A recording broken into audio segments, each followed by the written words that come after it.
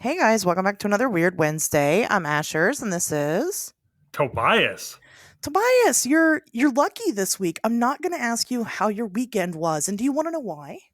Because nobody cares. They do. I promise they care.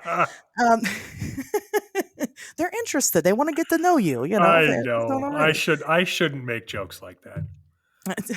Fair enough. No, I mean, well, this week nobody cares because we have a very harrowing, a very terrifying creature with us tonight. Tonight we have Chad Lewis. Welcome. Thanks for having me. Yeah, thanks for coming on finally, right? It's been a while. It's been a little bit in the making, but I'm so excited to talk to you. You don't even know. Well, I like to hunker down in the North Woods off the back roads and disappear for a while. So I'm resurrected now after Easter. Perfect. Yeah, Oh, you really never know when and where you're going to run into Chad. you don't. You might think you're alone in that cemetery. Think again. Yeah, there's Yeah, there's he's right behind you. always that possibility. But he's taken some time out tonight from lurking in the shadows, and has decided to come and talk weird with us on this beautiful Wednesday or whatever day of the week that you're listening to this show. So thank you for that. But yeah, I just thought that maybe we would probably skip the easy, the softball banter, and get right into some weird banter. So let's start off. Tobias, you said you've got some news to share this week. Oh, sure. Now this has been the hot topic in cryptozoology, at least for the past couple of weeks here. So, if anybody has managed not to see this, and you want to see these photographs, of course, just you can find them on our website. If you go to singular40n.com, I've got an article up there. But these are newly released photographs of the Loch Ness monster that some are saying represent the most compelling evidence seen to date. So we got these because the person who took them, the photographer, Chia Kelly, was visiting Scotland's Loch Ness with her husband, Scott, and their daughter all the way back in August 13th, 2018. So they're there, they're visiting, they're not looking for a monster, but she is taking photographs at the beach on Loch Ness where they were hanging out. So while she's doing that, she and her husband see what they later described as a strange creature moving from right to left in the loch, covering a distance of right around 100 meters. So this thing was not stationary, and it wasn't just kind of bobbing up and down, like you would expect from driftwood or debris or something like that. No, this thing was really cooking. And when they were looking at it, it seemed to be moving, like spinning and rolling at times.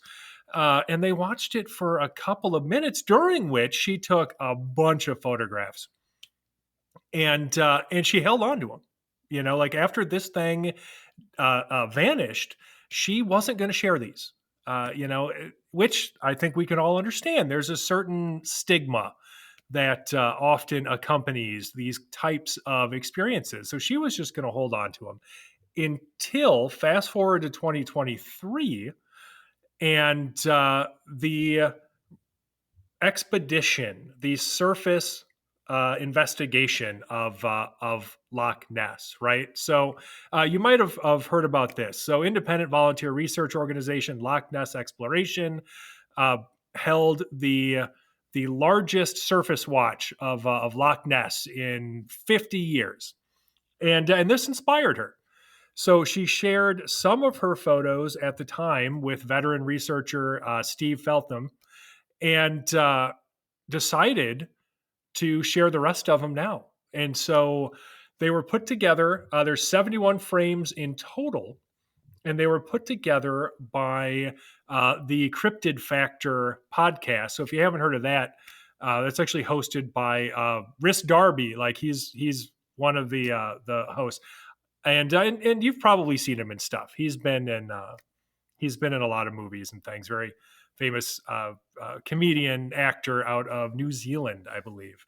And anyway, So the cryptid factor took all 71 frames and put them together, so you can actually see the movement of this thing, whatever it is, as it's going through Loch Ness. Now, I'm sure Chad has seen these, but Asherz, have you checked these out yet? I have, yeah. So I saw them. I saw the video of it when you posted it on the Singular Fortean Society. Of course. I do think that they're really interesting. I am on the fence about the Loch Ness monster, and I say that with all of the heartbreak that I can because Nessie was my favorite always. Oh yeah. And when I grew up and, I started to do this professionally or semi professionally, depending on who you ask. Um, For money. right. There you go. For money, sure. I just kind of, the reality of this, of the lock having something like this in it just kind of became duller and duller. So seeing stuff like this is definitely reinvigorating the kid in me, right? That loved this monster. Um, I don't know what it is. I mean, I agree that the head. I know a lot of people, see what looks to be the head potentially. Just because we kind of see maybe an eyeball on it at some point, some weird speck that doesn't quite belong with the rest of it. It does kind of look very reptilian, very, very crocodile ish. And I think that just adds more mystery to it because the professional in me says that if there is a monster living in the lake, it's likely some type of giant eel. But the kid cryptozoologist in me wants to believe that there's a damn plesiosaur living in the loch. So, Right. it's fun. I love that. Chad, what do you think about these photos? I think they're very interesting. I think they definitely show something in the lock. I think they're going to trigger a lot of interest in the lock that may have been fading. So I'm all for that. Does it complete the mystery for me? Obviously not, but just more evidence stacking up of just weirdness in the lock. And I've been to Loch Ness a couple times, and it's always fascinating that you get a sense that there's something special about the place, whether you believe in lake monsters or cryptids or anything else or not. There's just something magical about being in the highlands there, being surrounded by the loch. It's just a beautiful place. And I hope more and more of these photos that keep coming out, really keep that mystery alive for people. And as Tobias was saying, I can completely identify with that woman not wanting to bring forward these photos because it really takes over your entire life. That's what you become known for. And decades from now, people still pester you about it. Oh Yeah. yeah, no, it's a choice, and it's not one that is easily made. So I have nothing but respect for Ms. Kelly in bravely deciding to release these and then stand by them, because they are interesting, I've got, I think, 4 of them up on our website. Now, again, that's out of 71, and they do look weird as hell. That head one is probably, well, arguably the most interesting because it does look like a head. Now, I don't know what it actually is. I don't know if we're misidentifying it and it just looks like a head, but it's something else. But it looks like a damn head. So that's hard to ignore. Frankly, that's not something we've seen out of Loch Ness before. Now, certainly this isn't the first photographic evidence ever submitted, but it is the first photographic evidence that I've ever seen that actually looked like the head of something reptilian or dinosaur-like, or it's just something in that vein. Even I had somebody try to tell me that maybe it was a sturgeon or something, and sturgeon look fucking crazy. I get it, but I don't know. Does Loch Ness, do they even have sturgeon there? Um, I think that they can. So the crazy thing about Loch Ness is that it feeds into all these other waterways, so things can come in and out of it. Which is, one theory that I had for a long time was that it could be some type of prehistoric something or the other that comes in and out of the lake, and we can kind of see that if we follow the reports. I think it was 2021. It might have been 20, well, I think it was 2022. Recently, there was like a record year for Loch Ness monster sightings, and we see that every so often. So, anyway, can sturgeon come in and out of the loch? I believe so. Do they live there naturally? I don't know. For this being one of my favorite cryptids, I can't say I, professionally know too much about it because, well, I live in Ohio. So, you Right. know what I mean? I actually just looked it up, and the Atlantic sturgeon, while rare, is still considered part of Scotland's native fish fauna. So Okay. rare, but possible. So maybe it is a sturgeon. I don't know, but it's huge, whatever it is.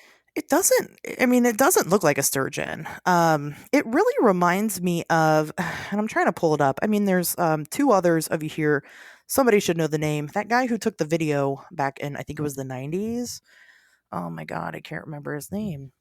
There's like a really famous video and it has like something kind of rolling around, creating this really large wake. And it had, it was measured to be about maybe 30 feet. It was really big, but man, it really reminds me of that footage. I'm trying to find it and I can't. For being such famous footage, I can't believe I can't find this guy's name. Of And we course. also have to keep in mind of invasive species and just things being where they're not supposed to be. That happens all the time. So, the idea that sturgeon living there might not be permanent, but sneaking their way in somehow with some aid, maybe from people, is these out of place animals. We're finding them more and more everywhere. Yeah, Oh, sure. absolutely. Yeah. Yeah. They can easily get in and out of the lock. Like I said, and then there's still giant eel, right? That's still on the table. That's probably I think the thing that makes a lot of sense to most people right now, especially ever since they did that mDNA test that they did where they found all the eel DNA in the lock. That is a Yep. possibility. A weird looking eel, right? But it is going to look weird with water rolling off of it. Could be that. That might not be an eyeball at all. Who knows? Sure. Well, that Neil Gemmell study, that's the one that you're referencing. It's an interesting study. Mm, But the thing I think people need to remember about that too. So if anybody's not familiar with it, basically Neil Gemmell is a New Zealand scientist and professor at the University of Otago, and he did this study. And so his study involved gathering water samples from multiple locations and at different depths of Loch Ness to scan for bits of animal DNA, right, and then try to work backwards to identify it. And so the samples were sent to labs all over the world, and they used large sequence databases to compare the DNA found with the majority of known living things. So apparently, we have these DNA databases just sitting around waiting to be compared to monster DNA, right? And so the results of that um, were that they revealed no evidence of any large animals such as sturgeon, catfish, sharks, or plesiosaurs, unfortunately, but they did show an abundance of eel DNA. But what people need to understand, like there is a caveat here, of course, and that is that the findings are not representative of everything in Loch Ness. It's not comprehensive. Like they didn't get the DNA of every single thing that could be in there. It right. just gives people an idea of it just means what it means, right? So like that's the DNA they found. That doesn't mean that there aren't other species present in the loch, especially because we know for a fact there are species that are present that didn't show up Mhm, for whatever reason. So right. I'm sure it's difficult to, you've only got so much water to work with in your sample size, and how are you going to get DNA from every single animal in Loch Ness in these samples, right? Mhm. I think that, I mean, my personal take, in general on this creature, not specifically in the photographs, just in general, the Loch Ness monster, is that it is something that comes, like I said, it migrates in and out of the loch, and I believe that about a lot of cryptids, and that's why they remain elusive. It's because they're always moving, so it's really hard to shoot a moving target, so to speak. Don't shoot Nessie, please. I'll be mad at you. You can't Um, shoot into water anyway. Like bullets have terrible well, but penetration it into comes water. out of Don't the even water try. You're just wasting sometimes. ammo. Yeah, I mean, don't we know when she lifts her head up, don't shoot her, leave her alone. Oh I yeah. think the only real way we're gonna get to the bottom of this mystery, I think we should send Chad down there, down to the bottom of the lock. He can pull the plug, and we'll Let's just do it. drain it, Good right? call. Well, I can tell you that growing up here in Wisconsin, I was used to cold water in lakes and rivers, and just dangling my toes, walking, wading through the shallows of the loch. It's cold. I mean, it's I like bet. someone jamming pins into your feet cold. So going down perhaps with a wetsuit would be a lot of fun, but it's so murky and with so hard to see that getting down, it's so deep. I mean, what, 22 miles long, couple miles wide, several hundred feet, upwards of 900 feet deep. Some places, it's just crazy to think about how much water that you can't see there. Yeah, that's very true. That's very true. It is, and we've had pretty promising evidence of sonar blips and things like that. That it just makes the story so interesting. If it's been a while and you personally listening to the show have not revisited Nessie, give it another look again. It's always fun to kind of read up on the things that you probably forgot about. And let us know what you think. What do you guys think of these photos? Do you think that this shows Nessie? Does it show some native species? Do you have an idea? I'm not really seeing a lot of speculation of species besides sturgeon, but that's always, it's like mass hysteria, right? Like that's always the Right. case, isn't it? It's sturgeon are like the swamp gas of the Nessie world. Like I get Yeah. it. Everything's a sturgeon. It's fine. Yeah, pretty much.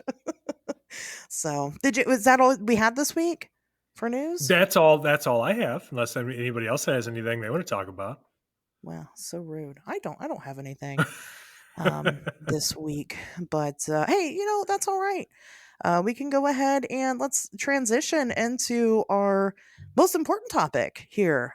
Chad Lewis. Chad, why don't you, for people that don't know, why don't you give just a quick description about who you are and what you do? Well, I'm a researcher of the strange and unusual. My background is in the field of psychology, but for the last 30 some years now, I've been traveling the world in search of the bizarre, folklore, anomalies, and the paranormal. And I always joke that, the weirder the legend is, the more likely I'm going to be there because, as most of us in this field know, the longer we continue in the field, it's those cases that are bizarre and truly weird that really capture our attention. Yeah, absolutely. I agree with that. Yeah, the weirder the better. It's and you're always kind of like once you get into it, you're like, oh, another UFO sighting. Oh, another haunted house. But then you get like, I don't know, the Vegetable Man of West Virginia, and you're like, ooh. Yes. So I get it. How did you get into this topic? I blame it on Wisconsin, my home state, because not only do we have the UFO capital of the world here, we have three of them. And I happen to grow up in a town not too far from one of those. The UFO town is Elmwood, Wisconsin, one of the three UFO capitals. And I was about an hour away. So during high school, I heard of people seeing UFOs. So I ventured over there and interviewed people who were seeing weird things in the sky. And it just so happened the next fall, I was off to college studying psychology. And that's what I was really interested in. Why do some people believe in this stuff and others do not? What was it about human perception or belief systems that had all these differences? So that's what really intrigued me there. And it kind of just spread from there through graduate school. I ended up doing my master's thesis on students' belief in the paranormal. So again, I blame it on Wisconsin for which I think a lot of people in this field will blame Wisconsin. Sure. Well, it's easy to do as a fellow Wisconsinite. There's no shortage of weird stuff here, but this is fascinating. So you have a background in psychology, and you say that you're specifically interested in why people believe in this stuff. Why do people believe in any of this stuff? Well, if anyone's suffering from insomnia, my master's thesis is online. You can go read 200 pages of stats, but some of it was common sense. If you had an experience, you were more likely to believe in the possibility that these things were real. Where if you saw a ghost, well, you're obviously more likely to believe that ghosts are possible. But Sure. I also found that if someone you knew and you trusted had an experience, a loved one, a family friend, what be it, if they had an experience with a UFO or what be it, you were more likely to believe in the possibility of that being true because somebody trusted had that experience. If grandma spun a yarn about her haunted story, you were more likely. So I thought that was very interesting that it wasn't just personal experience, but also these side experiences from trusted people. And I found a ton of differences in men and women where statistically women were more likely to believe in ESP, telepathy, out of body experiences, and ghosts, where men were more likely to believe in vampires, werewolves, Bigfoot, things that you could hunt and kill, as I always said. And women were more internal. They believed in the internal things of, ESP and telepathy and the like. But men, I found it fascinating that they were more likely to believe in creatures, which makes sense when you think about it. Sure. Well, I guess there's a lot to unpack there. That was very information dense, and I appreciate that about you, Chad. So, like to the first part, I guess, when it comes to people believing in or being likelier to believe in the paranormal because of an experience someone that they trust has had, or a story that is shared by a loved one or something. Is that just folklore in action? Is that not how folklore is made? Right. This transference of information through traditional means. Right. So did you find that?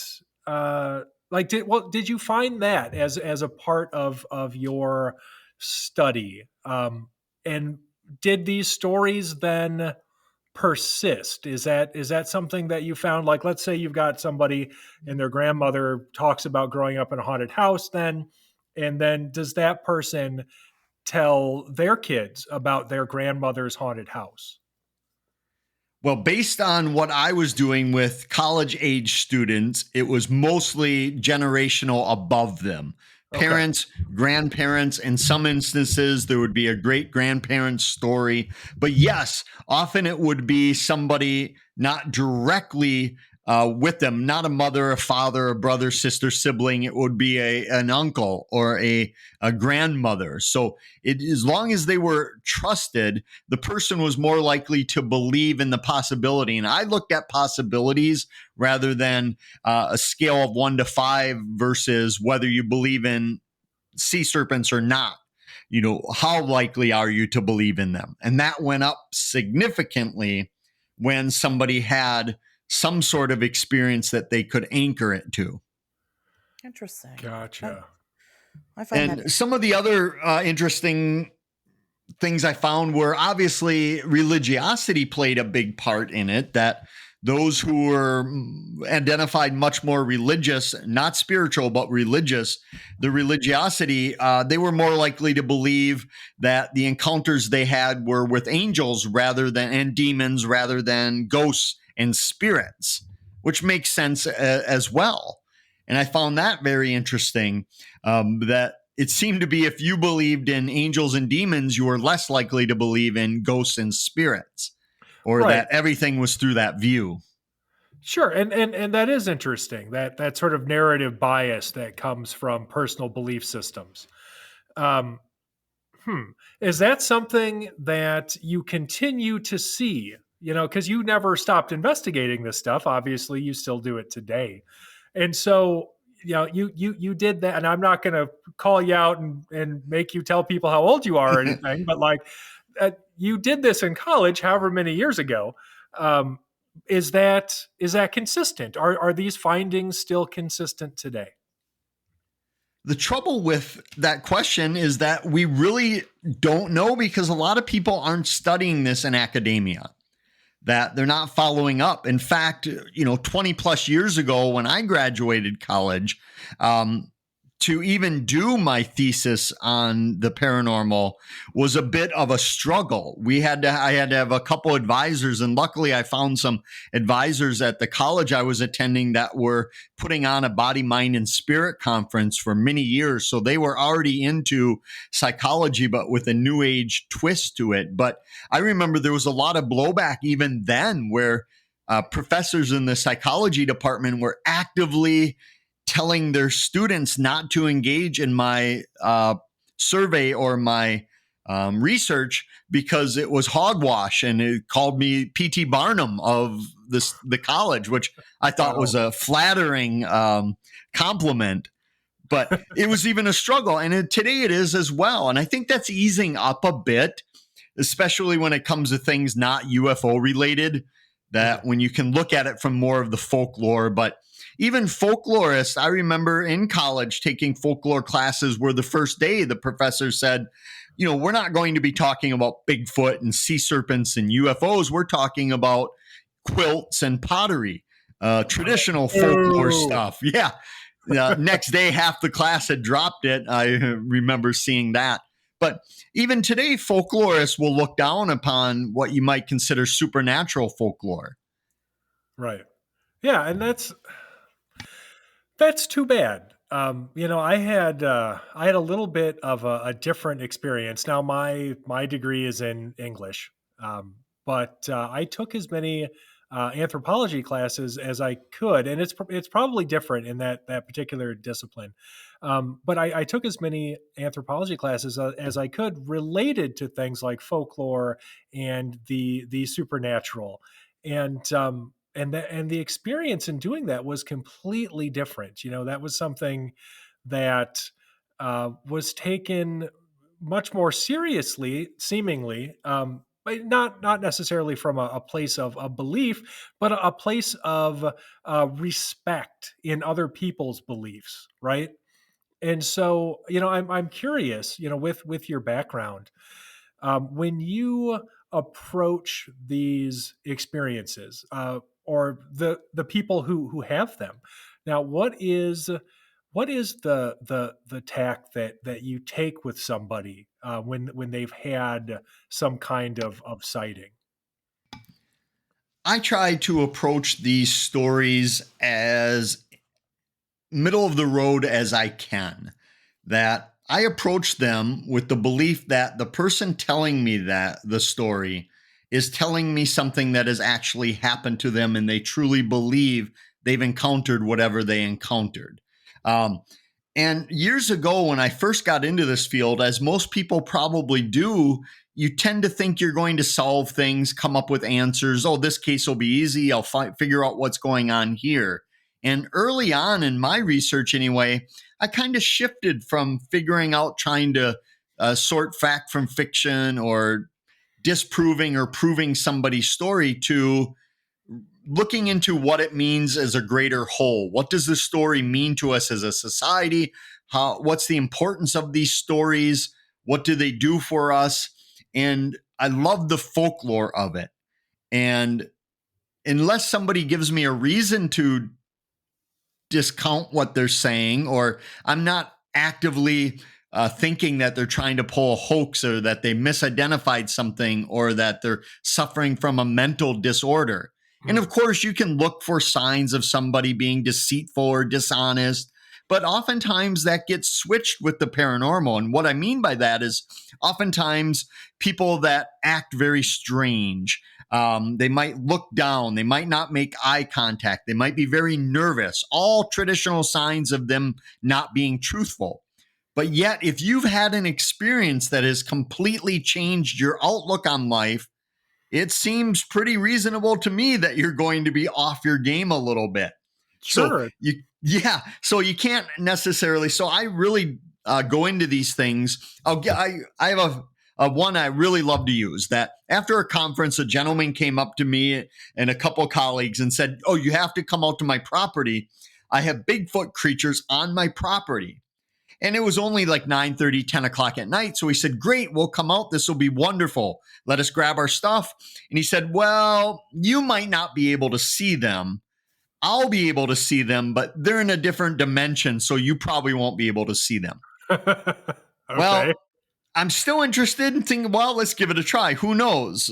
And then he went on to say, well, they're probably busy having a pool party and a barbecue because they do the same things we do, just in an alternate dimension. And at that point, I'm less energetic about it. I'm less excited, but still, Right. I always think if you cut off the weird, where do you cut it off? What's too weird? Where do you draw that Sure. line? And if I would have had a line where something was too weird, I would have missed out on a lot of great legends throughout the last couple decades. Now, whether those legends are true or not, I don't know, but I would have missed out on them saying, well, I can deal with Bigfoot, but not barbecuing Bigfoot. So did you not get to barbecue with Bigfoot? Yeah, I gotta know. Did you barbecue with Bigfoot? We certainly tried. The gentleman backed out after it almost appeared as though he was trying to continually get us to say, well, we're not coming. But at every moment, every level where he kept getting more and more fantastical, we said, we're coming. And then all of a sudden it didn't materialize. So, Right. but no, so I'm still looking for that pool party. You guys, you can't talk Chad Lewis out of hunting Bigfoot. You can't do it. It doesn't can't do matter it. what you come up with. He's going. Well, in all fairness, I'm right there with you, Chad. Honestly, I've been humbled a couple of times by some people making some very large claims, right? And you're like, your skeptical side of yourself, your scientific side is like, yeah, right. And then you kind of dig further into the details a little bit, and you're like, holy shit, this person might be telling the truth, And at some point, it really becomes so difficult for a lot of cases. Some cases are more clear cut. You can sort fact from fiction or figure out that somebody was telling the truth or not. But for a lot of it, it's after the fact. Somebody's driving home late at night. They see a creature dart out in front of them for a couple seconds, darting across the road. And for them, they saw it. They believe they saw it. And that's very difficult to prove or disprove after the fact of a fleeting sighting of some sort. So at some point, and I don't mean this the wrong way, at some point, for me, the truth is really irrelevant because I can't get to it. I love the folklore of it. I love the story of it. And I'll accept it as that rather than digging in, trying to explain every single case one way or the other. And I think I did that a lot in my early books on haunted places, that I would put in locations where nothing happened. We'd write about it and all the negative stuff of we didn't find anything here. And this is different than facts of if somebody said, a family member murdered their entire family, that's different, pointing out that never happened or it did happen. But in Right. terms of just us going to places where nothing happened, I quit putting that in there because I didn't think it was relevant to people going out there. Because if somebody goes to a haunted mausoleum and they hear a mysterious knocking, is whatever I tell them is not going to change their belief that they heard it. Right. Sure. Well, and I think, I think it's great overall that is your, that's the way that you go after this stuff now. But the other part of that too is I think that just because you didn't have an experience yourself doesn't mean that somebody else didn't, right? That doesn't mean that somebody else at some different time couldn't have experienced something strange. And certainly regardless of what they experienced, it was strange to them. However, not to dwell too much on what you haven't experienced while doing this. Have you experienced anything that you would consider potentially paranormal while out roaming the back roads in search of mysteries? For me, it's always very subtle. And I say that by the fact that, we've captured weird stuff on audio or video, but it's never anything where people are speaking in tongues or things are flying around the room. For instance, I'll give you a quick example. Years ago, I was walking through a graveyard that allegedly was haunted and had some colleagues with me, and we were there during the day scoping it out, just getting a lay of the land, and went back that evening. And as we were walking, I was carrying a flashlight or some camera, a piece of equipment, and just walking by myself, arms swinging. And as my one arm swung, I hit somebody, and I turned and said, "Oh, sorry," thought it was my colleague, but nobody was there. But my hand definitely smacked up against something. Was that paranormal? Who's to say? But it's little things like that, or psychics I bring with me claim they've been pushed or pinched by these spirits, or you catch some weird something on your audio recorder that wasn't audible to the naked ear. But again, for me, it's always just on that border of it could be anything. It's never where I could say 100% I'm convinced that was unexplained. Right. Gotcha. So knock on nothing. wood. Right. Yeah. I mean, that never say never. You just haven't had anything that profound happen to you yet. Now, are there any witnesses with whom you have spoken that were particularly convincing, that maybe had you guessing or second guessing whether or not they really did see Bigfoot? Oh, many, many times. I'm thoroughly convinced that a lot of people I've spoken with over the years have encountered Bigfoot or Sasquatch or some similar type creature. And I wrote an article for one of David Weatherly's Wood Knock books about a case where the family encountered these creatures and they believed they were cursed by it. So much so that when I tried following up 20 years after I first contacted them, one of the sons was in prison for some weird events that he believed he was cursed after seeing this Sasquatch. And when they moved away early on, where the mother saw what appeared to be a creature early morning hours peeking into her daughter's bedroom. And this really terrified her because her daughter was having a sleepover at the time. And they'd been having all sorts of weird things happen where many of the rabbits they were raising had been found mauled or disappeared. They found deep scratch marks on their house, but this was so frightening to them that they moved out of the house and vowed never to return. And then, of course, they thought they were cursed. And years later, one of the sons who had a personal encounter with this creature ended up in prison because he felt bad luck followed him. And that I love those stories of a harbinger of ill fate, or these things are omens of tragedies to come. And I'm also fascinated by how different cultures perceive some of these sightings, whether it's good luck, bad luck, or they're indifferent about it. Right. Well, you had mentioned earlier that you've noticed how these phenomena, regardless of what is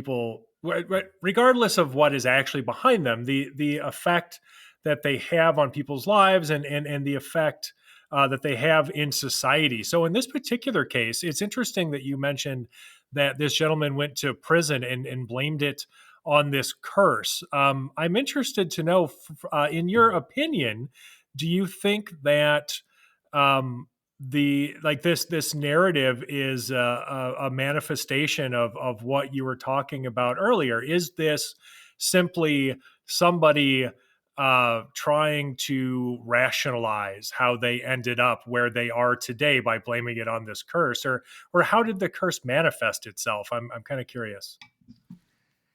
I think it's much easier to blame the supernatural or religion or whatever it is you want to blame for your actions, but I believe truly over the years that if you go searching for something, if you go to some place expecting something to happen, most likely, statistically speaking, something will happen. But the question for me then becomes, is it because you open yourself up to it? that you allow yourself to experience it, or you call it forward, or you allow it to manifest whatever it is, or are you then making it up subconsciously with that gust of wind becomes a howling banshee of sorts? So I'm always fascinated by the fact that people that go to these places, they're often going there because it's a rite of passage or a test of bravery, that these places are known to have supernatural stories behind them. Nobody's going to their neighbor's backyard where nothing has been ever reported to scout it out. So they're going there knowing that there's a legend there. I don't know. Maybe Tobias, you're in your neighbor's backyard. I don't know. But okay, honestly, every time I get caught back there, I tell them that I'm looking for Bigfoot, but that's just an excuse. I do have a case in someone's yard in general that popped up recently. So I mean, and if there's a Bigfoot pool party barbecue going on, hell yeah, I'm in their backyard. Sign me up. See, you're proving my point that you can't rule out anything. And this is just the way I go about it. Obviously, there are people that like to do it different ways. But for me, early on, I was getting burned out from going to place after place with nothing happening night after night. Yeah. Whether I was cursed or blessed, I don't know. So I shifted to see more of the adventure of it, that taking the back roads, hitting the mom and pop places, talking to locals, stopping at roadside attractions. For me, it became almost all the adventure combined, so that if nothing happened at this place, you still felt like you had a great adventure. Yeah. Yeah. And you know a little bit about that, right? Didn't you just do a whole book with Kevin Lee Nelson and David Weatherly about that exactly? Yes, we're doing quarterly books on different themes, but the first one was on back roads lore of off the beaten path, that places that you might not get to just by wandering about. You almost have to have it a destination. And those have always been my favorites, whether it's just wilderness places or supernatural places, the places where, help is nowhere around, no cell signal. If anything happens, you're on your own. You get away from the city lights. For a lot of teenagers, it's far from the prying eyes of their parents or law enforcement, which adds to the appeal. Those old lover lanes that you used to think of, those places where you'd go just on the edge of safety, but far enough away to be exhilarating. Yeah. I explain it to people, you kind of have to, in order to have a good time, you kind of have to become a tourist and just, throw yourself into the gimmick of it all. We did filming one time down in Point Pleasant. We took this guy with us who I thought would be a good fit to film, but man, he was so bored. He was like, "Are we actually going to do anything?" Meanwhile, we're doing all all the gimmicky fun stuff. And it's like, well, this is a part of it. You kind of have to get into the local culture there. And I think that's a big piece that a lot of people kind of deprive themselves on, unfortunately, when they go to these places with weird stories and, sightings. And I mean, frankly, there's just a lot of stuff that you can't Google to get the full picture. You kind of just have to go. Oh, for sure. And so few phenomena are repeatable in the paranormal field. It's not like you can go to Flatwoods on any particular weekend and Right. expect to see the Flatwoods monster, or Mothman in Point Pleasant, or a hodag in Rhinelander or something. Right. It's just not. If it was repeatable, if it was predictable, if you could do that shit, it would be taught in college, and we wouldn't need to do this podcast because Right. people would have degrees in it. It seems fairly obvious to me that, yeah, you have to, just like Chad said, you have to lean into the adventure. Every time we go out, I never know what's going to happen. It could be that we run into a monster. It could be that I see a bear or something awesome. You never know. Yeah. I'm here for all of it. Hell, if it's just a pleasant hike in the woods with friends, I'm good with that. Nobody gets to the end of their life and is like, if only I wouldn't have wasted all that time having fun with my friends. I could have been working, So yes. That's what I tell everybody. 99% of the time when you go out to investigate or you go on an expedition or whatever it is you want to call it, nothing happens.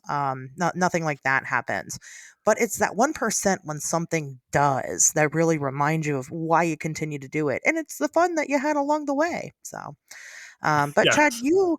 you have kind of I want to talk about a couple of different subjects here. So I'm going to switch gears a little bit. You've kind of started to resurrect this old story, this old creature, and kind of give it new life. Why don't we go ahead and talk about the Van Meter visitor? Well, it really kind of happened by accident that I was going on a legend trip with a couple colleagues, and we were going to go to Iowa, and we had been there numerous times, but there were a few places we hadn't been. We had a haunted cemetery, I think a bridge that was said to be cursed by the devil, and a few other places that we were going to visit on this expedition, but we didn't have that one anchor story, that one legend that would be you go there and everything else is just filling in the time to get there and back. So I had done a series of books on weird newspaper articles from the late 1800s, early 1900s. And I'd done several states. And over the years, I had collected a pile of stories from Iowa. And I never got around to doing a book on it. So I started flipping through those old newspaper articles I had printed out, just thinking maybe there's something I overlooked, something that would be fun to hit along the way. And then I see this legend of a monster, a huge bat-like creature terrorizing this small town about 20 minutes southwest of Des Moines, Iowa. And I said immediately, that's where we're going. And we headed off there just with a few newspaper accounts. And I thought it was going to be an easy in and out of town. We're going to get there, discover that it was a hoax. We're going to learn that it was just way too bizarre. There's no way it could be real. And then head on to our next legend. And as soon as we pulled into the local library and started talking with the librarian, Jolena Welkers, we discovered that there might be something to this legend. But it was so bizarre. Again, it was that cooking with Bigfoot at a barbecue that there was this giant 8-foot bat creature that had a horn on its head. It could project light. It could erase memory. And this was all in 1903, that it just was too bizarre. It couldn't be real. But the more we dug into it, I think the more fascinated we became with it. And so you run the Van Meter Visitor Festival. Is that right? I do the tours there. I'm a hired hand there for the tours. No, I'll do a walking tour at the tours. And it was funny because the tour started out, the whole festival started out, I think about 13 years ago, roughly, where it was just my co-authors, Kevin Nelson and Noah Voss and myself, giving a small lecture at like 9 o'clock at their tiny library. And the library can hold like 20 people. So we had to bring it outside because people showed up wanting to hear the story. And then it has blossomed, into a festival. And the beauty of it is that the town of Van Meter is about the same population it was in 1903, around 1,000 people. If anything, the downtown has shrunk a bit over the years. So it doesn't take a lot of imagination for you to see where they spotted this monster and where they shot at it. You can point to the bank vault where the banker shot out the front window of the bank shooting at this monster. So you're walking like 3 blocks in downtown where all these buildings are still there. And that's the beauty of it, is that you really, if you didn't know any better, you would think you were back in 1903.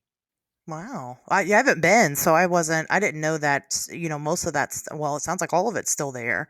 That's very neat. It is a weird, it's, it's a crazy story. We'll have to do, like, we haven't done a dedicated episode to it. I had Jeremiah Byron, on a while ago, and him and I got acquainted because I made a post or something about the Van Meter visitor, and he was like, "Oh, wow, you actually know about that?" Yeah, and he's at the festival every year. He's spoken there several times. And Yeah. obviously people know him more for his Bigfoot research, but Right. he does a lot of other cryptids as well. Yeah, that's definitely one that's, it's close to home for him. And that's, one thing that you'll notice with people, we usually investigate things mostly they're in our backyard, or I guess our neighbors' backyards, I rather. think that's how it starts for all of us, because Yeah, most of us, we get interested in it as teenagers, and you don't have the funds or the time right. or the ability to travel 6 states away to go see something. So what do? Well, you look at your own town and what's around here. Yeah, exactly. Then you get into it that way. And it's not like anybody's paying you to go to these places most of the time. So you do what you can. But no, it is an interesting little story. You're right. It is, barbecue and Bigfoot. It's definitely like there's no way. And then when you start digging into it, you start finding these witnesses are credible people with absolutely no reason to make this up. So I thought the um names were going to be completely made up, but not only were the people that were listed in the newspaper accounts actually there, they were the most prominent people in town. You yeah. had a doctor, you had business owners, you had a superintendent of schools, the postmaster. These weren't the town drunk that were seeing these things. So I found that fascinating as well, that if it was a hoax, if it was made up, whoever made it up had a lot of angry, prominent people mad at him or her. Very, that's a fair point. I mean, that does happen, cancel culture before there was cancel culture. So that's a good possibility.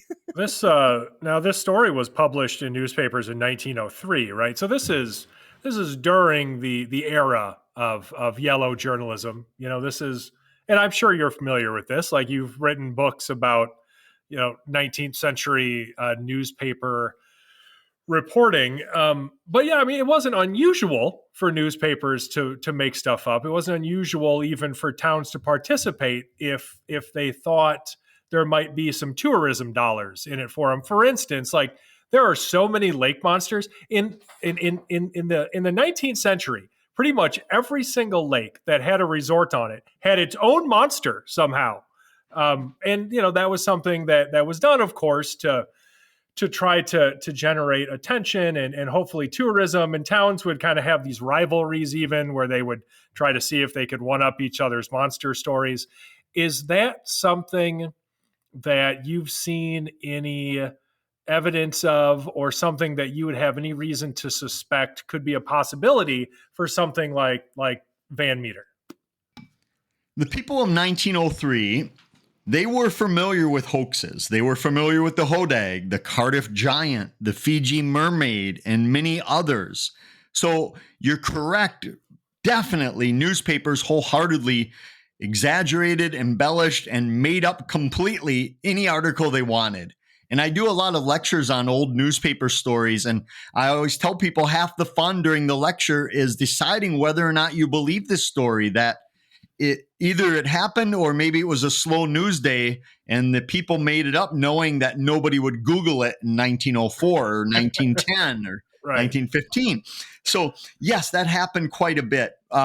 One thing that stood out to me about the Van Meter case is that if it was indeed made up by the author, that person was far ahead by 5 decades in the field of ufology, that they were picking up on things that we wouldn't know about for several decades, including missing time, screen memories, the ability to wipe memories clear. Mhm. All that, we wouldn't know that in ufology for decades past. So they were, if they did make this up, they were way ahead of their time in coming up with these legends. And that's also a possibility. I mean, I never discount the idea that it could have all been a hoax. And again, if it was, the people of Van Meter were brilliant, because they wrote in letters to the editor saying, don't come here. This is all hogwash. There's nothing to see. Don't come and see it, which maybe they were trying to entice people to come there, but they wanted no tourism. They wanted no money from it. They didn't want the resort filled with the hopes of a sea serpent. And you're right that if you didn't have a sea serpent, you were behind the times at your resort. You were losing money to that neighbor resort that did have a legend of a sea monster. So the people of Van Meter actively, not only did they not promote it, they tried to discourage people from going there. Interesting. Well, that is certainly fascinating. So yeah, I encourage everybody to check out the story of Van Meter. If you're anywhere near Iowa, check out the Van Meter Visitor Festival. Certainly, that's normally in September every year. Is that right? Yes, it's the last Saturday in September every year because that was the sightings. They began in late September 1903 and happened for 5 nights. So another benefit of it is you're walking on the anniversary of when these things actually happen. And if there's any rhyme or reason or any clock that a creature has to punch a time clock or adhere to some calendar, you know, myself, I don't necessarily put too much salt in a lot of these where they have to be done at a certain time or a certain place. But Sure. I can tell you that I often go there based on that information, even though it probably makes no difference. But who knows? Maybe it does. Well, I'm that's certainly something. there.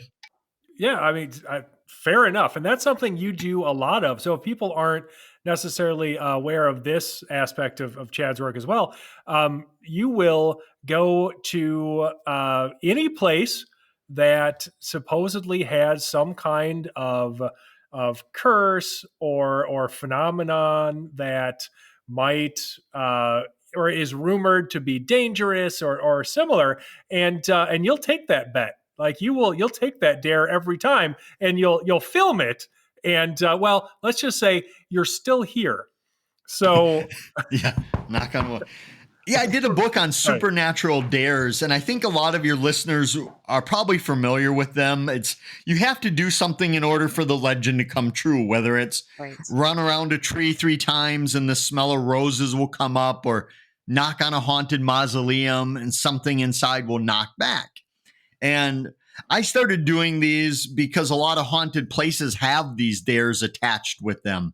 And over the years, I call myself the self-proclaimed Guinness Book of World Record holder for doing the most dares because I've done hundreds and hundreds of them, many of which I filmed where I participate in the dare and wait for something to happen. And people have been doing that forever. They just, again, they thought it was a rite of passage to walk down the haunted street in the cornfield by yourself, or whatever it is that you do with your friends as a test of bravery or what be it. And a lot of people I speak with in rural areas, they tell me that the legend is just something they always did, that high schoolers always just went out there for generation after generation. And that brings me back to the point of loving to follow how these legends morph and progress. That you'll talk to someone, a senior in an area, and they'll tell you a version of the legend, and then you talk to some college age or high school age kids, and they have a completely different version of the same legend because it's changed over the decades. Yeah, we need to get you some type of medal or T-shirt or something to signify your championship, right? We should get you a belt, right? One of those wrestling belts. yes, Yes, I need that. We'll make you one. We'll figure it out. No, I love that, and I think this is a great segue into our next topic because I can't have Chad Lewis on the show and not expect him to talk about the Wendigo, which has absolutely exploded in popularity. I kind of blame you a little bit for that. So, take all the credit there. But, obviously, we got to talk about it. You wrote this book, Wendigo Lore, about, well, Wendigo lore. It is very interesting when you look back on, well, I guess when you go back as far as you can on what that lore looks like and what that lore looks like from tribe to tribe, and then see how it's morphed today. Go ahead and tell us a little bit about that if you don't mind. As of today, I've done 32 books. Yeah.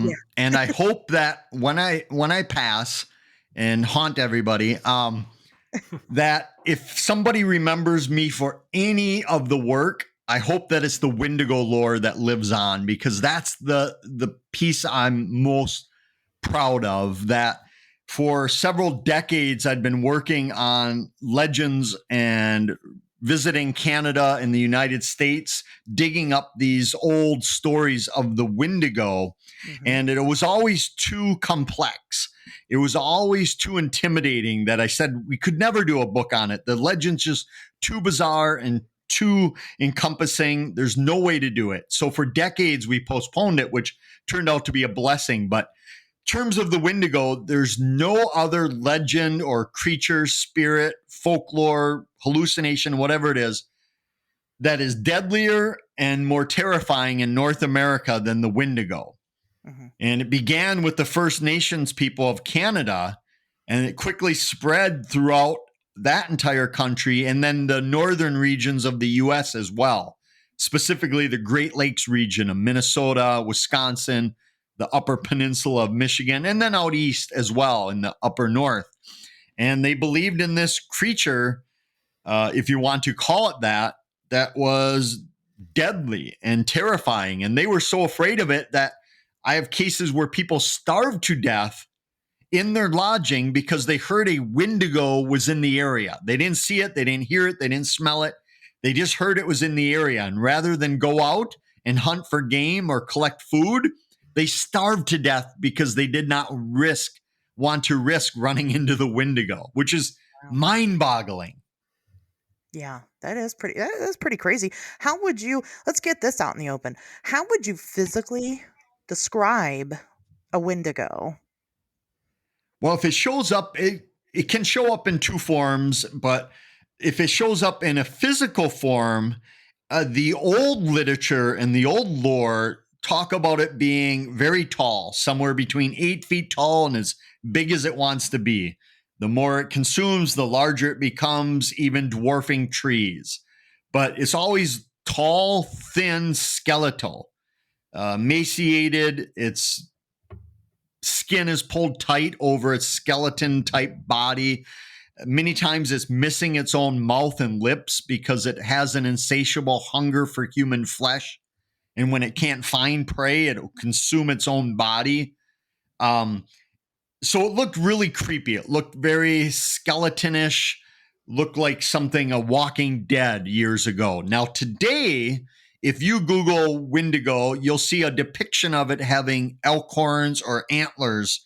And that's been the most popular version for a few decades now. But traditionally, it did not have antlers. It might have almost like mange hair all over it.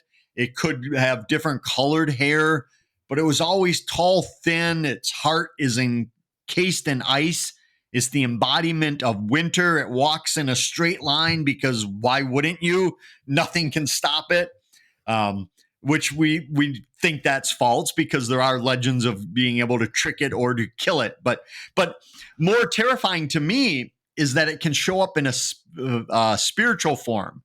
Mhm. And it can show up almost like a ghost or a plague, and it will infect you and slowly turn you into a Wendigo, where you feel like consuming your friends, your family, your loved ones, that you start to see these people that are closest to you, not as your loving family, but as game, tasty beaver and moose. So for me, that's the scariest part of the fact that it can overtake you and turn you into this cannibalistic monster of the north. And we've seen, as people started colonizing these areas, we've actually seen indigenous people be convicted of murder, but claiming that it was because they were, possessed by the Wendigo, which is a really interesting contrast when you get to that time period of lore about it. I think from a true crime perspective. Um, but I feel like it's probably the most misunderstood legend out there. I have my own kind of ideas about what I think about it. We've now done 2 episodes on the Wendigo on the show, and I'll be honest with you, both episodes I have a stark contrast in my beliefs about it, which just goes to show how much research goes into this topic to really get it just right. So I commend you for doing a whole book about it because that's insane. I can't imagine um, the type of labor of love it is. But one thing that I look at and I see a lot of people don't really talk about it anymore. You talk about the old skeletal, gaunt, horrifying initial Wendigo creature. We have that now still, and we have that before the Wendigo too. Before the Wendigo, a very similar creature is the ghoul, which is described very much physically the same way. And then after the fact, we had the pale crawler for a little bit, but that's really kind of morphed into the rake. Nowadays, people like to refer to the creepypasta name. Um, why do you think that is? I mean, again, you talk about these legends kind of morphing and kind of going off the rails into their own thing. It sounds like to me the Wendigos kind of split up into several different legends nowadays. You're absolutely right. And I think part of it is people, it's easier if you can put it into a category of some sort, that it is so bizarre and so weird that the mind has trouble comprehending it. That if I can say that it's some people believe it's a Sasquatch that has turned cannibal, or that it's a skinwalker. So there's a lot of different explanations for it rather than people just leaving it in its own category. I think it's just easier to classify it as something else. And I agree with you completely that I think I can research the Wendigo until the day I die and feel as though I don't know anything about it. I mean, after 20 some years of research, I still feel like I have zero idea about this legend that Kevin Nelson, who wrote the book with me, Kevin and I in Canada, researching and talking to witnesses and people that still tell stories of it, we felt like we were just maybe 50 years too late. That maybe if we were doing this research 50 years ago, we would have been able to collect stories from farther back. The Wendigo 400 years ago is different than the Wendigo today. It's just a different belief, different people, and on. But I really truly feel like I wish 50 years ago or 100 years ago somebody would have been collecting this. And believe me, people have done no end of research, but it's all through anthropologists and sociologists that are looking at, well, what does the Wendigo mean? Is it really the women's place within the tribe? Does it mean the government cracking down on indigenous people? Is it a form of greed? And we tried to throw all that out and accept it as what people believe it is. So we didn't try to what we called white-splain it, where, we know better. These primitive people, they must have mistaken it. There couldn't have been bodies where ice was consuming on the inside, their heart being encased in ice. And there's a case of a Wendigo being killed, a man turning Wendigo, and they looked at his spine and it was covered in ice. And most researchers think, well, what did they get wrong? What did they not know? They must not have known what we know today. We know better. So we tried to avoid all that of, yes, we brought up that it might be a mental illness or Wendigo psychosis, but we also thought we have no reason not to believe that when they cut this person open and discovered ice, that there was actually ice there. Right. Sure. I think that's a very diplomatic way to go about it, especially because, like you said, just kind of respecting these stories is hard enough. So, I mean, you do the best you can with it. It's a tough one to cover. And, trying to explain to people just how many, I mean, so many people will go, oh, there's Native American stories about that. And it's like, well, you understand that when you use the term Native American, I mean, you're talking well over 500 different tribes with different culture sets. Some of them can be very similar.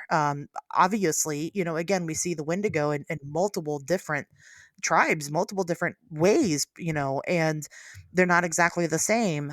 So it's not really something you can easily put just one moniker on. It's not like Bigfoot or a Sasquatch or the Grass Man or whatever fun name it is. We all know that you're talking about a hairy bipedal, possibly primate, walking around.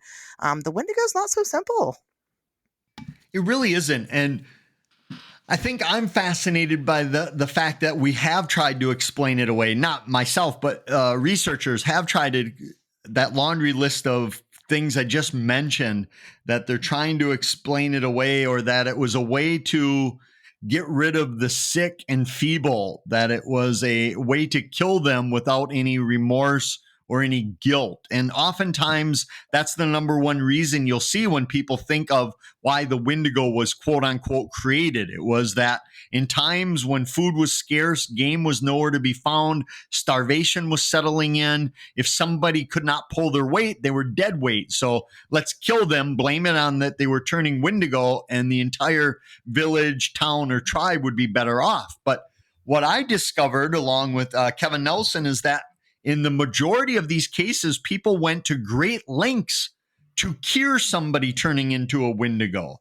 There was a woman, a famous Marie Curie, that was turning Wendigo, and her son and her husband, this was back in 1887, so different time, but her son and her husband spent 21 days doing nothing but trying to cure her, providing the best medicine, providing the best shamans to cure her.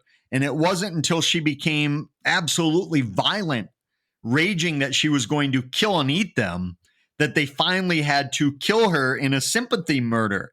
And you brought this up earlier, Ashley, that people would be convicted, and they often were. Native people were convicted, but for them, they believed they were doing a service, that if they wouldn't have killed this person, it would have infected everybody. Everybody would be dead.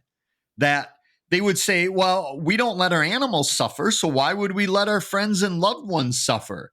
But the white government at the time did not see it that way. They saw it as murder. So we have dozens and dozens of cases of people being put on trial and convicted and spending time in prison because they killed a quote unquote Wendigo.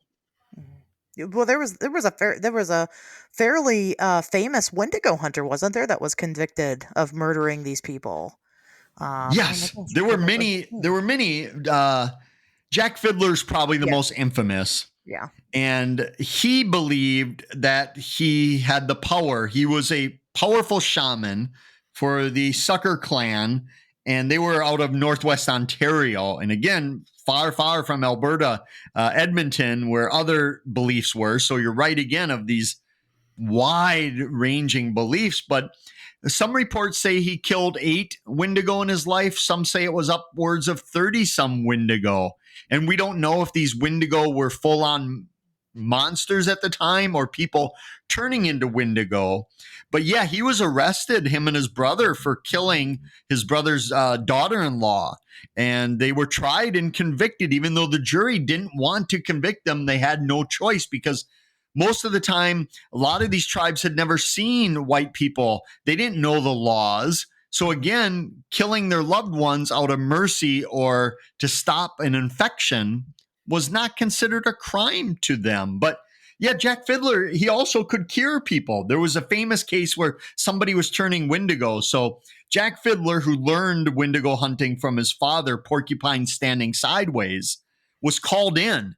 And he was so powerful, this man was raving about, I'm turning into a Wendigo. I'm going to kill all of you. I'm going to eat every one of you as soon as I get strength and can get off on my feet.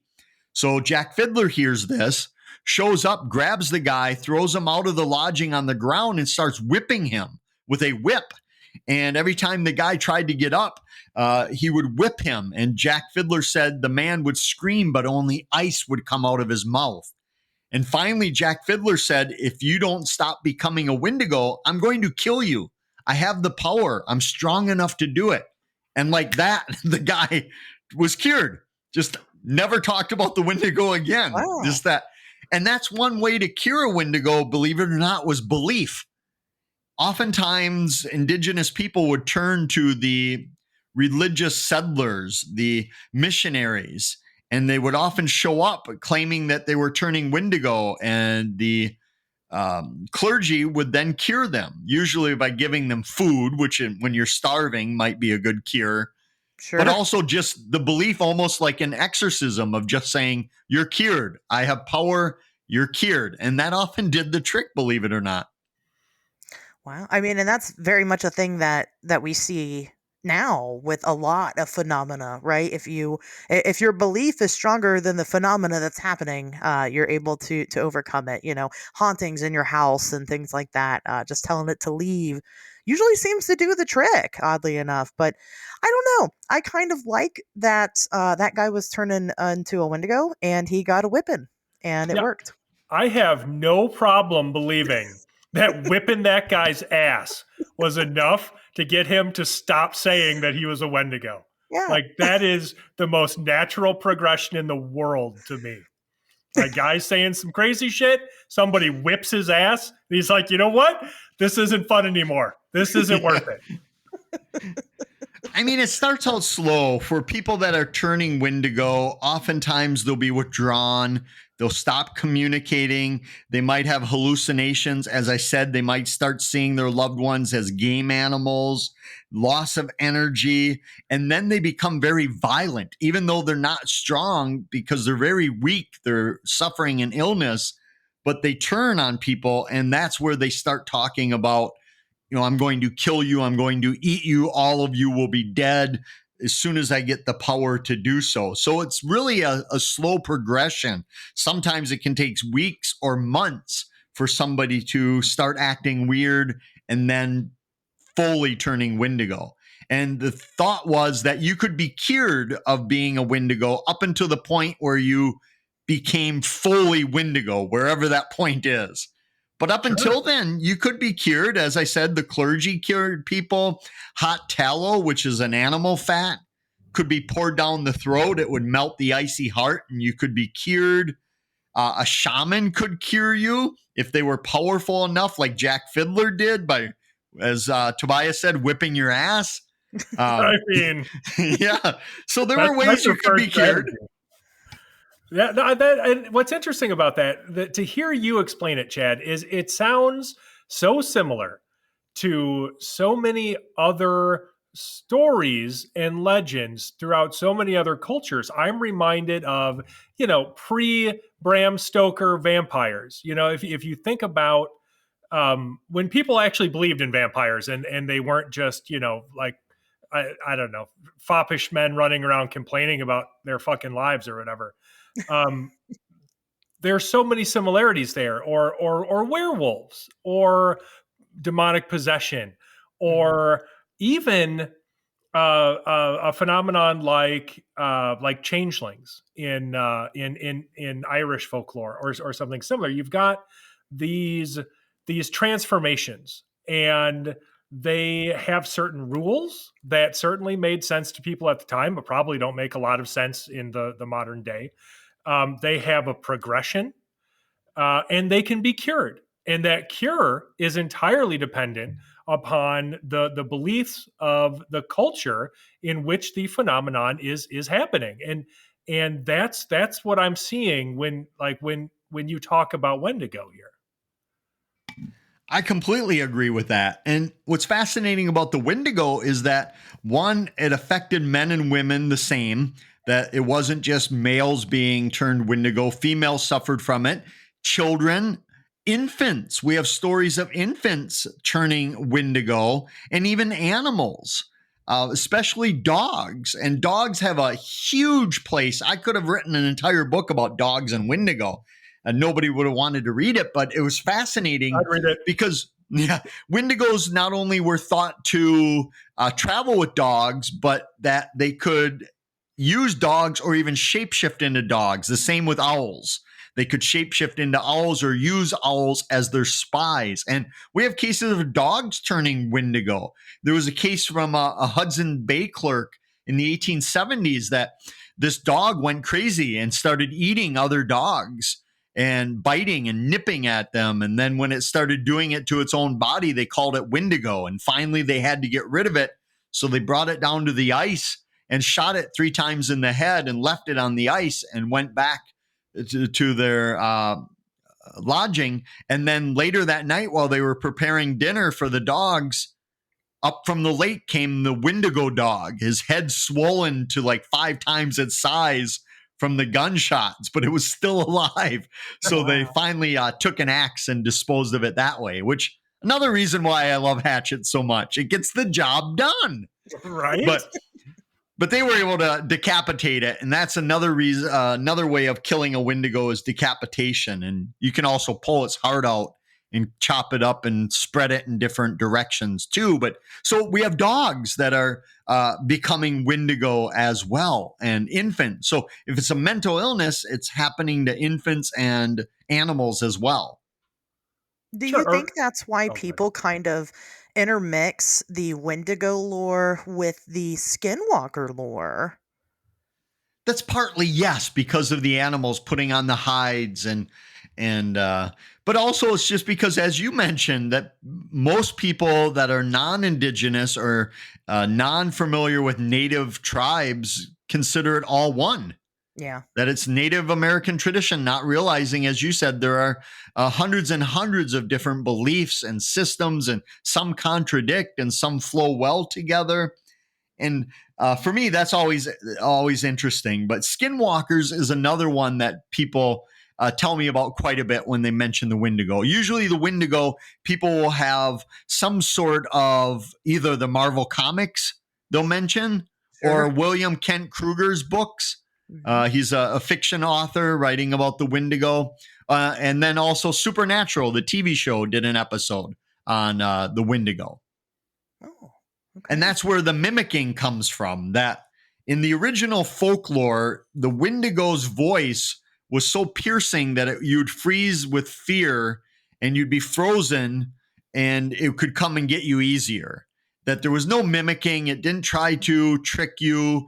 But in the Supernatural episode, that's exactly what it did. And then it only is fitting that after that episode aired, I received reports from people saying they were in the woods. They heard mimicking that they thought was a friend. It wasn't. They thought it was the Wendigo and they didn't know what it was. But then they remembered the Supernatural episode where it was mimicking their voices. So they contacted me asking about the Wendigo. And again, maybe that is something that the Wendigo does today, because even just because it didn't do it 400 years ago, perhaps it's adapted and changed much as we have. Sure. I think that would be a fair assessment to make. These things evolve like we do. Why not? You know? Well, I mean, of course, it could also be people's beliefs changing, people's beliefs evolving, and I think that's something that was touched on earlier. Asherz, I think you mentioned um, the rake as Yeah. a creepy pasta, and so we've seen that Yes. with the Wendigo, right? The evolution of its appearance from this large, gaunt figure to this, deer skull monstrosity with antlers and stuff. How much of that is due to the influence of and resulting the homogenous influence, I should say, of the internet? People being allowed to just sort of bandy about these ideas, and then they'll just sort of be credulously accepted, and they work their way into these legends. Great point, Tobias. Great point. Because at some point, that does become the legend. If somebody keeps talking about something for decade after decade or even year after year that was never having to do with anything of the original legend, whatever it is, that then becomes the legend. For good or bad, that is part of it. And we find that with the antlers on the Wendigo, that people will often poo-poo the legends or the sightings where it has antlers because they say that was never in the traditional sightings. But we're not in the traditional sightings anymore. We're far removed from that. So I think it does become part of the lore, that truth kind of gets pushed under a blanket or hidden away, that eventually the legend becomes whatever people believe in it, because these legends are basically us. They exist through us, they exist by us and for us. So if we're talking about a legend, Slender Man, whatever it is, eventually that becomes part of the lore. Yeah. I really like that take, honestly. I think it is. I think it's honest, and I think it's refreshing to hear that, because you're right. You do get a lot of sort of a kind of like cryptozoological elitism where people want to say, well, this is this and that is that, and ne'er the twain shall meet. And if you try to combine them or look at the subject with any kind of nuance, then, well, you're in the wrong camp, buddy. But yeah, no, I think that's absolutely fantastic. And so what it sounds like is you're allowing for the evolution of these stories, these legends, these experiences without requiring any sort of qualifier. It's not like, well, like you said, it can't be Wendigo because that's not what Wendigo are. Well, that's not how folklore works. People are calling it Wendigo now. That's what a Wendigo is. Interestingly enough, now you mentioned experiences involving Wendigo, or the more common internet, sort of Wendigo with antlers. Is that something that you get a lot of? Do people come to you with like honest to God Wendigo sightings? Certainly not as much as haunted places or even UFO sightings, but I'd say it happens maybe once a month or so. And oftentimes it's places, and again, the Wendigo's always, for Wendigo specifically, it's always been a northern thing. It always has to do with the cold. It has to do with the ice, the starvation. So when I get people from Florida asking me to look into the face biting people on bath salts because they're Wendigo, Yeah.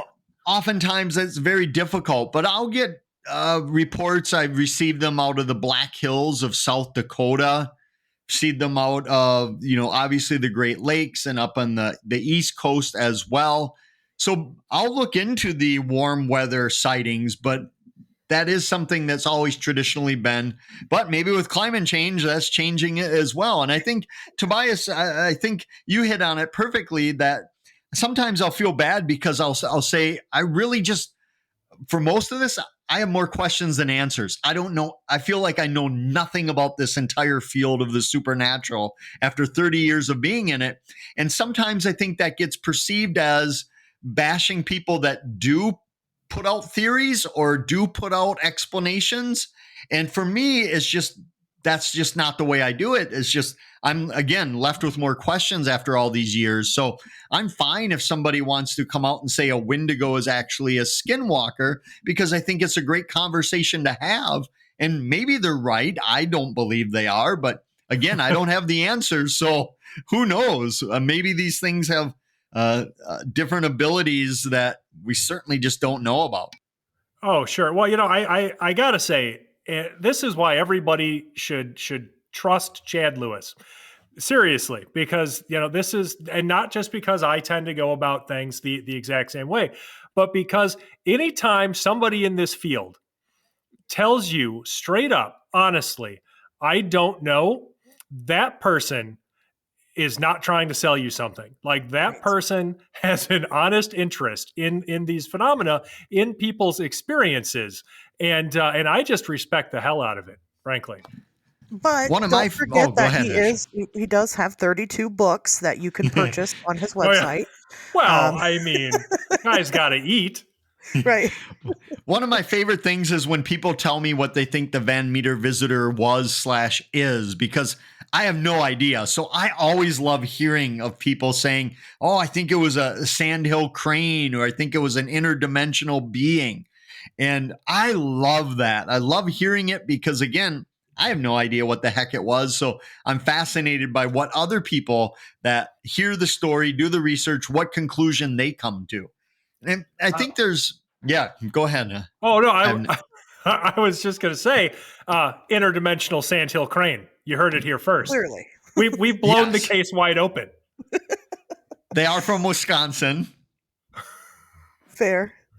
No, I prefer to all of this, whatever you want to call it. I refer to it all as the phenomena. And I think that the phenomena is intelligent. And that's why it changes. It doesn't just change based on culture and our time periods in our life. The phenomena grows with us. And I would like to get to the bottom of that intelligence, of course. Yeah, I think we all would. But I say it all the time, and Jen, I think that you definitely put it beautifully. Before we can even get there, we have to learn how to have conversations with each other. And we're just not quite there yet. We are slowly getting there, but we have to learn to talk about this and theorize about these things together, and not go, no, you're wrong and I'm right, because again, if any of us were right, then the rest of us would be out of a job. Well, you youngsters are probably too young to recall, but when I went into this field, it was really into camps where UFO people did not talk to Bigfoot people because each thought the other was crazy. And certainly cryptid people didn't talk to haunted people, and the likewise. And that if you were studying crop circles, that's what you had to study, nothing else. You wouldn't want to muddy the waters. And I think that's changing a little bit as more and more of us are really interested in all of it. But I think partly due to TV and the TV shows that it's become more about a personality than research. And I don't mean that in a good or bad way. Take it however you want. I think the media has been great and terrible with these shows, but I think it's really become that. I'll give you a quick story, and I have permission to tell this, but when my friend Linda Godfrey, the late Linda Godfrey, she was at a conference, and she was sitting with Rosemary Ellen Guiley at a table, right? Two of the most brilliant minds in the field at that time and research. And they were at this conference, and they had all their books on their table.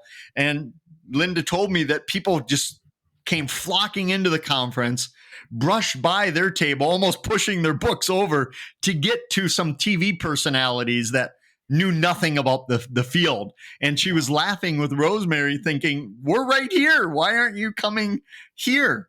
So I think that's fascinating that personality has taken over research in my mind in the last couple decades. And I don't know if that's good or bad, but Tobias not has a wrong. great comparison. He compares it to wrestling. Do you want to go ahead and explain your analogy? Oh God, yeah. So people can take this however the fuck they want. I don't care how raw, like how bad they take it or not, because it's the truth. So I compare the the modern paranormal field in many ways to professional wrestling, because what you've got fundamentally are so many people who are entertainers. They're professional wrestlers, right? But instead of practicing stunts and putting on choreographed wrestling matches, right? They're pretending to be investigators and researchers. It's a form of entertainment. It's like acting, right? But they'll never admit it ever, because they can't break character. Because if they break character, the whole thing's ruined. Just like professional wrestling. But just because there are professional wrestlers doesn't mean that wrestling isn't a legitimate sport. It doesn't mean that Greco-Roman wrestling isn't a thing. It doesn't mean that like wrestling isn't like an important event in the Olympics. All of that is also true. The difficulty comes in trying to discern professional wrestlers from actual athletes, right? So people who are just entertainers out there to say whatever the hell they have to say to get people to watch their show or whatever they're trying to sell, and honest researchers who work in this field, not because it's profitable, we all know it's not, but because they have this legitimate interest, this sort of yearning desire to uncover some kind of mystery, or at least examine them and learn what they can about the human experience as a result. So yes, the paranormal is basically professional wrestling. that's great. I love that. And when I got started, it was books. that you'd go and the top authorities were books. And I still remember picking up Jerome Clark's The Unexplained when I was just starting to get into this. And I was just floored by it because, one, it was a book that had everything in it. So you could read about fairies one night, UFOs the next, a haunted place, falls from the sky. I mean, everything. And that's what it was. It was, if you put out a great book of research, you would get well known in the field rather than, like Tobias said, jumping off a turnbuckle. Yeah. Right. Well, and you can like both. Like, that's fine too. Like, you can enjoy professional wrestling and then also turn on the Olympics. Like, nobody's gonna break into your house and tell you that you can't. Maybe Chad Lewis might. I don't care. I might. Right. I have a hatchet. I can't vouch for that guy. But there's nothing wrong with that. And that's what I say all the time. If it's TV shows and internet creepypasta, if it's things like that get people, that turn them into serious researchers, because for me, it was the surgeon's photograph, which we all know is a hoax, right? I mean, so if it's something like that gets people into it, especially the younger generations, then so be it. What's the harm in that? It's just unfortunate because they make more money than we do. It's, at the end of the day, it sucks. They are more popular and more sought after. We have to find a way to kind of bridge that gap and not be so bitter, but let's work together. I mean, and that's my stance on it, but that's my, hippy dippy, let's have a community powwow and enjoy each other. It's just me. Well, let me ask you guys this. Is there a researcher in the field that you really admire, that somebody you think that person should be not more prominent, but more well-regarded than they are? Maybe they already are. Is there someone, because I always like hearing from people of who they feel is a credible, great researcher in the field. And there's an age difference, too, from when I ask people of a certain age versus younger folks, too. So I'm just curious. Well, I mean, first I have to pick Tobias, which is why he's my co-host. But I know, right? I think that goes without saying. But aside from that, I'll give a shout out. Ron Lanham and Joe Perdue, who run Wild Weird West Virginia. They do Wild Weird Radio. Actually, they give probably one of the most impressive lectures I've ever seen. They actually, while they're lecturing, will have QR codes for people to pull up actual academic research that feeds into the theories and stuff that they're saying. I think that they're fantastic and should have all the attention on them. So there's one for you. Mm-hmm. Tobias, it's your turn now. Oh boy. Well, I mean, obviously Asherz, like, I have to be an idiot not to say that now, but it's also true. No, but there are so many people,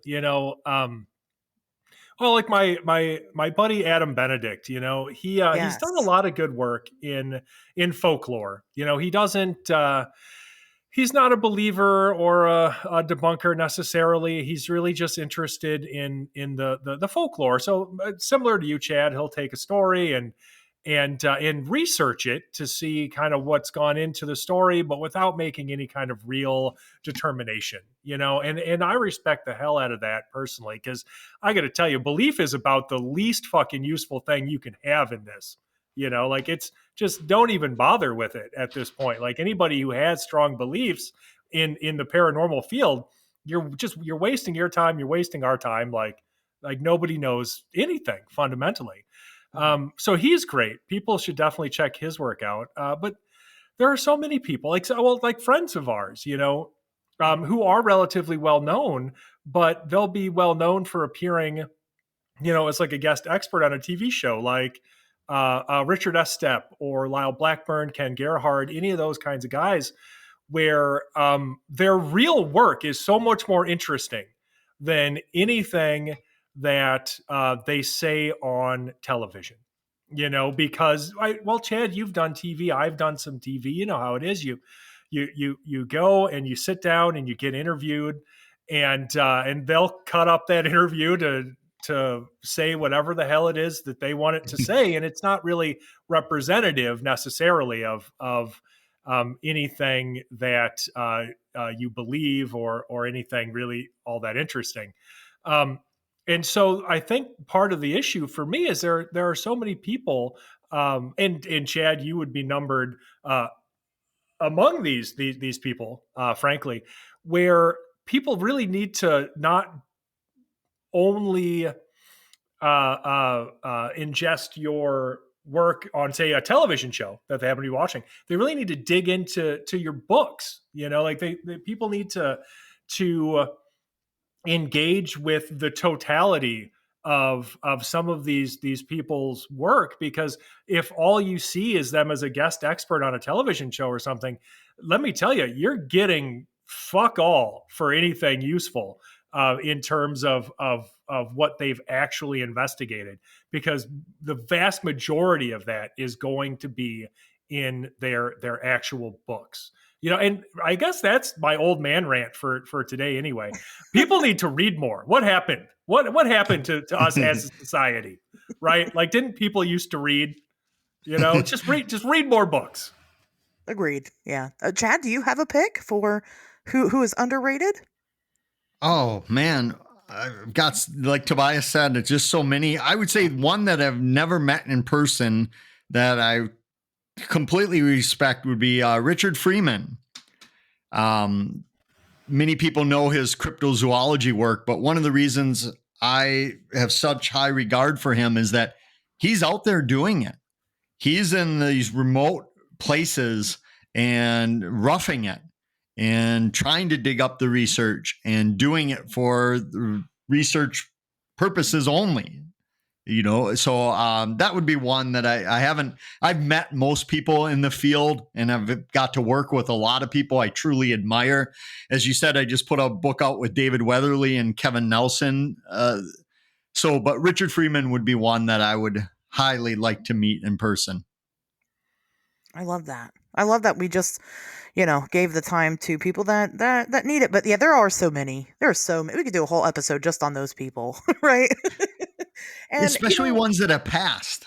Oh, definitely. And their legacies just don't quite meet up. I know Linda Godfrey, she's, rest in peace, kind of the most recent. Well, maybe not the most recent. I don't know. I guess I don't keep a timeline of who's passing when.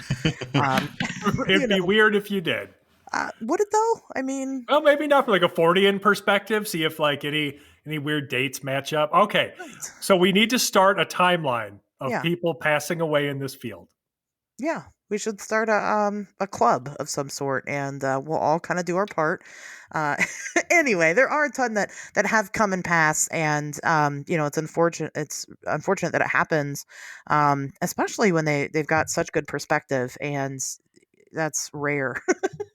It's rare, but it's not. Anyway, I'm gonna stop rambling. How about that?